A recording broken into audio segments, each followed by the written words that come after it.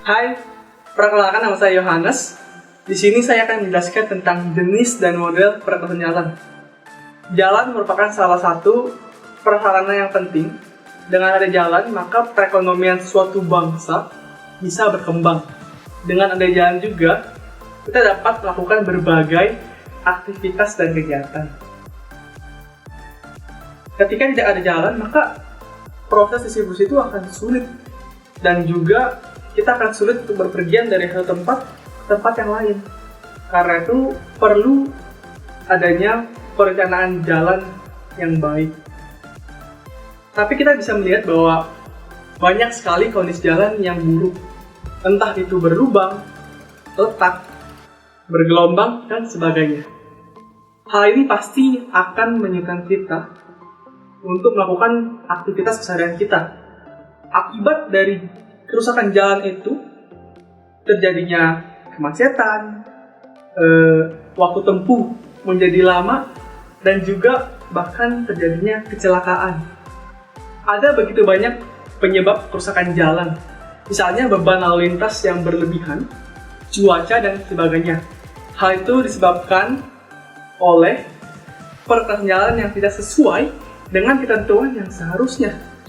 Jadi, bagaimana mengetahui jenis dan model peretasan jalan yang benar? Dengan mengetahui jenis dan model peretasan yang benar, kita dapat meminimalisir kerusakan yang terjadi dan juga jalan bisa tahan lama sesuai dengan umur yang telah direncanakan. Mari kita bahasnya lebih lanjut. Nah, apa itu peretasan jalan?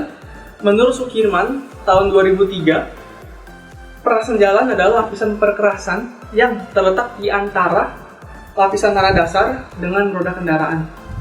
Jadi, lapisan perkerasan ini berfungsi untuk menjaga tanah dasar agar tidak mengalami tegangan dan regangan yang berlebihan oleh akibat beban lalu lintas. Menurut Jurnal Fondasi Volume 2 nomor 1 tahun 2013, perkerasan merupakan bagian paling penting dari konstruksi jalan raya. Nah, ini sangat berpengaruh pada sarana pelayanan transportasi dan keadaan lalu lintas.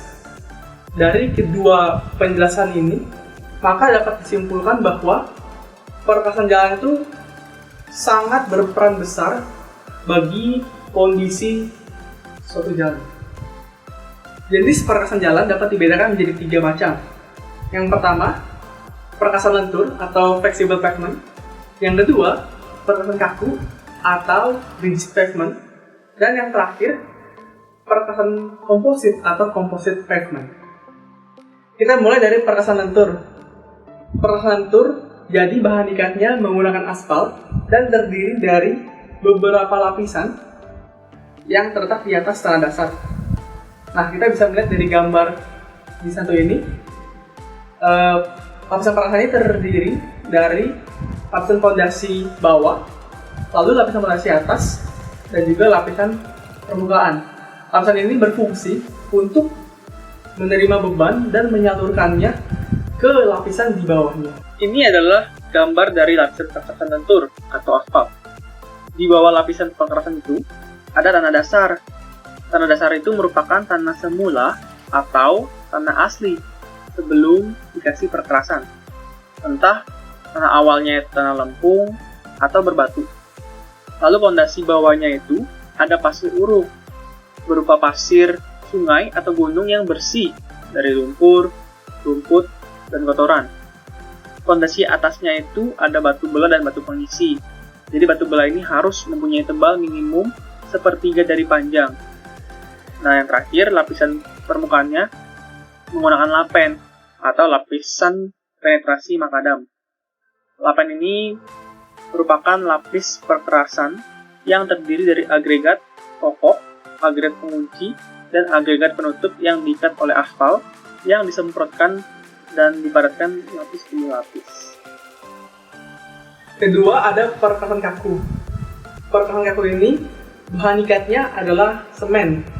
Jadi kita bisa melihat dari gambar sebelah sini, susunan lapisan dari perkerasan kaku ini adalah lapisan fondasi bawah dan lapisan permukaan atau plat beton. Daya dukung paling besar didapat dari lapisan permukaan ini dari plat beton.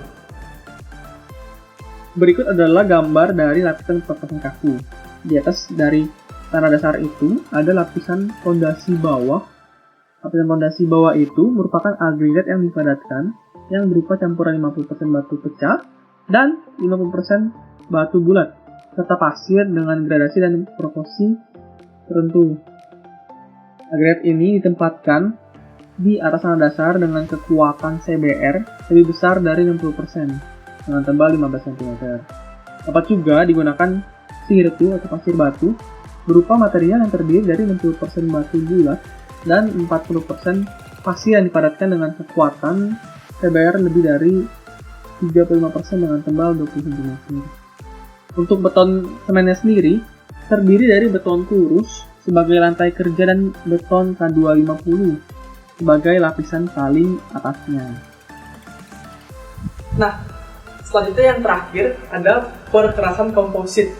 Jadi perkerasan komposit ini adalah kombinasi dari perkerasan lentur dengan perkerasan kaku. Dapat berupa perkerasan lentur di atas perkerasan kaku atau sebaliknya, perkerasan kaku di atas perkerasan lentur. Jadi perbedaan utama dari perkerasan lentur dan perkerasan kaku, yang pertama dari bahan ikatnya. Perkerasan lentur ini menggunakan aspal, sedangkan perkerasan kaku menggunakan semen. Yang kedua, untuk repetisi beban, pada perkerasan lentur terjadi routing atau lendutan, sedangkan untuk perkerasan kaku ini terjadi retak-retak pada permukaan. Penurunan tanah dasar yang terjadi pada perkerasan lentur jalan bergelombang, sedangkan pada perkerasan kaku ini bersifat balok di atas peletakan. Pada perkerasan lentur, perubahan temperatur ini membuat modulus kekakuannya berubah, tapi timbul tegangan dalam yang kecil. Sebaliknya, pada perkerasan kaku, modulus kekakuannya tidak berubah, tapi timbul tegangan dalam yang besar. Sekian penjelasan dari jenis dan model kekerasan jalan. Semoga bermanfaat. Terima kasih.